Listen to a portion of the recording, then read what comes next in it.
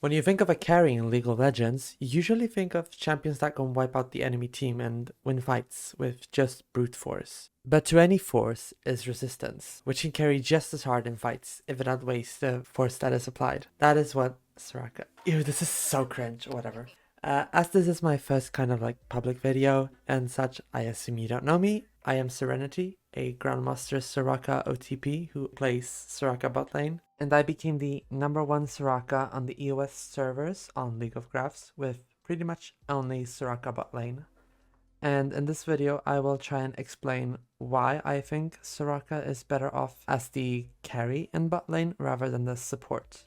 Unlike many of the other enchanters that scale rather poorly with more than just levels, Soraka scales exceptionally well with both levels and items. This is why she can be played as a carry unlike many of the other enchanters.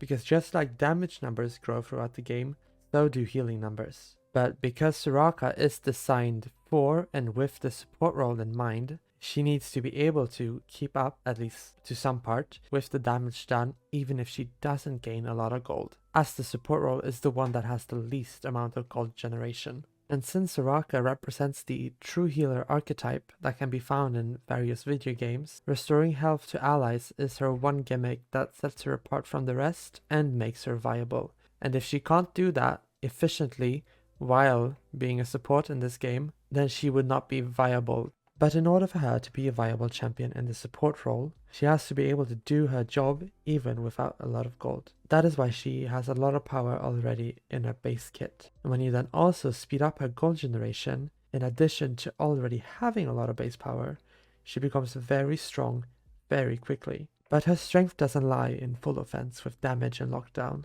She has a power rooted in defensiveness, which when paired with the right champions enables offensive play with a lower risk of failure. So because of how League of Legends is made, and how Soraka herself is designed, if she is able to get gold at the same rate as other carries, she becomes very strong in the mid-game, able to out-heal many of the carries with her item lead, while also being able to keep up in the late game to an extent, or at least preferably long enough to the point where the pressure on your team has been removed, or in other words, the fight has ended. Of course, Soraka could be placed in either top, mid or bot lane, but because Soraka loses 1/3 of her kit in top and mid, I think bot lane suits her the best, as she doesn't lose 1/3 of her kit then. But I don't pick Soraka bot lane just for the mid game and the late game. A large part as to why I like her in the bot lane is because of how well she pairs with aggressive early game engaged supports. Equinox is really deadly in the early game when paired with any form of hard crowd control such as stuns or roots, which there is almost none of in the AD carry roster, but plenty of in the support one. Many of the engaged supports also have enough damage to make an impact in these early trades, but the one thing that often makes them struggle is that it is dangerous to go in when low on health, as they usually leave these fights with a chunk of their health gone. But with Soraka as the lane duo, they can easily get healed back up after trades and are able to engage again and continuously fight in the lane. But now I think I have spoken enough about what makes Soraka good, and I will instead go into the guide section of this video. When I play Soraka bot lane, I have almost the same runes every game: Summon Aerie, Mana Flow Band, Transcendence and Gathering Storm. And for my secondary tree, I go Revitalize and then either Bone Plating or Second Wind depending on the matchup. I also switch between Armor and Magic Resistance Shards depending on the lane. When I play support, I usually take Nimbus Cloak instead of Mana Flow Band because I don't need the longevity that Mana Flow Band provides me. But when I play carry, I usually find myself in need of this extra mana because I have to both clear waves and stay in fights very long because I act as the carry. So I need that extra mana and also occasionally a tear. Then I pick Transcendence because it increases my healing per second as well as my wish uptime. Then I go Gathering Storm because it just provides me with so much healing late game and is one of the reasons why I am able to keep up with AD carries. Revitalize is almost always a must on Soraka just because the sheer amount of power it gives you is unmatched by almost any other rune. And then for the second rune in the resolve tree, it's either Bone Plating or Second Wind. If the enemy has a lot of burst in their lane, I will take Bone Plating, but if they have a lot of poke instead, I'll go Second Wind.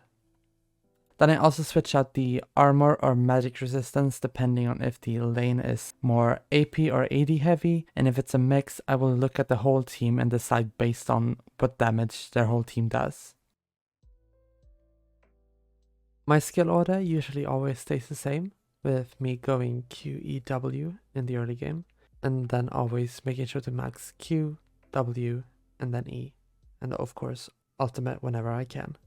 But if I have an engaged support and they take a whole lot of damage very early on into the lane, I will consider going W second and play passively until level 3 when we have Equinox again. I've also tried out with maxing Q only 4 times before leveling up W, but that is usually only if I see that fights are happening very often with multiple players in it. So if the game is very fast paced, then I will stop at 4 Q ranks and just go for W after that. Now lastly here, before gameplay related stuff, I'm gonna talk about what to build. You will always build Moonstone Renewer. It is so strong with Soraka right now, and it provides the most amount of HPS for the least amount of gold, which will put you ahead of other carries in the game. Then after Moonstone Renewer, or before depending on what you feel like, is Ionian Boots of Lucidity, and then as your second item you will go Redemption. And from there you can either build Staff of Flowing Water, Mikhail's Blessing, or Chemtech Putrefier. Staff of Flowing Water is the default, while Chemtech Putrefier is if no one else builds anti-healing, and then Mikhail's Blessing if you have a singular carry that you need to like remove a specific crowd control from in order for them to carry, then you can go Mikhail's Blessing. In the early game I also usually buy a Dark Seal, as I feel like Soraka paired with an engaged support usually has a lot of kill pressure. So having that snowball item can help you in fights in the future, as well as just in general being a good upgrade into Magi Soul Stealer. Also, if I feel like I have to spend a lot of mana on wave clear, or if fights are becoming very extended, then I will also get a Tear of the Goddess, but I rarely finish the item to Seraph's Embrace, unless it's like my final item and I still really need the mana, and the enemy has some kind of assassin that bursts me down. I would also like to quickly point out some good and bad synergies with Soraka Botlane. There are good picks and bad picks with her, as with any other carry. For some of the good picks, I would say that Pyke is one of the best ones. The amount of kill pressure he has in lane with you is insane. And with his ultimate, he's able to both get himself and you ahead after level 6. Leona is also one of my favorites to play with. She's got a really good setup and lockdown for Equinox, and she's super tanky when engaging. And she has a surprising amount of damage with her Sunlight passive. Some of the bad synergies with Soraka, I'm gonna say something very controversial, and that is that I don't think Senna is a great fit for Soraka Botlane. If you're playing a fasting Senna strategy, then go for it. I can see it kind of working, but even then, Senna would also prefer to have a tank support over Soraka. But if you're playing for Soraka as the carry, then I don't think you should have a Senna. She can substitute for the lack of an AD carry as a support, but by picking her, the lane will become very vulnerable if the enemy has engaged capabilities. She's got nice poke, some healing, and some peeling with her mist, but she can't absorb the same amount of damage as a tank can, which makes her susceptible to being burst down in a few seconds. She also doesn't have great ways to force enemies off of you, so if you do get caught, there is not a whole lot that she can do to peel for you. I am also not a fan of playing with Enchanters as Soraka. Just like Senna, they usually can't take a lot of pressure on them before they die, and even more so than Senna, picking an Enchanter means you have almost no priority in the lane by having no damage from either of you. Now that I have gone over that fully, I will now speak on how you could play Soraka Botlane, starting with the laning phase. In an ideal situation, you will be paired with an engaged support, so for this part I am assuming that that is what you have. Try to get wave advantage at level 1. If you and your support hit level 2 on the second wave before the enemy, then you will have a lot of kill pressure.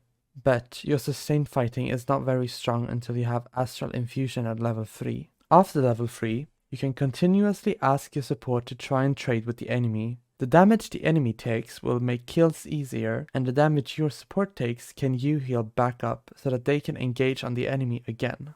So that is pretty much how I play the whole laning phase. I ask my support to engage, we retreat, I poke the enemy for rejuvenation procs, and then I heal my support back up so that we can repeat the process again. Your mid-game plan is going to be based on how far ahead you are and depending on how fast all the lanes have progressed through their lane. If you are still somewhat in the laning phase, you can ask your support to roam a lot while you will farm with your maxed out Star Call. With Max Star Call, you can also push waves very fast, enabling you to rotate to fights that may happen in river or mid lane. If you and the enemy carry are both stuck in lane while a fight is happening somewhere out of your reach, you will still be able to contribute to that fight with Wish while they are not able to do anything in most cases, unless they have something global as well.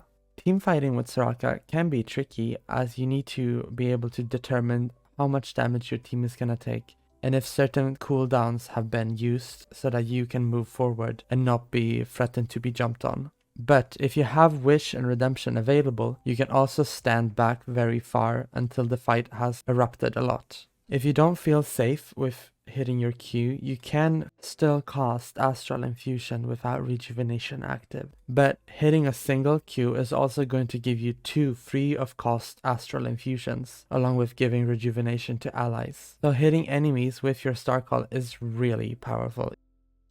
And with that, I think this video is kind of getting long, so I'm gonna cut it short now. I know I haven't covered everything in detail, and if you have any questions, I would love to answer them in the comments and try to explain them as well as I can regarding the playstyle in Soraka. So with that, I just want to say thank you for watching and good luck in your games, and take this into normals before you go into ranked, and good luck!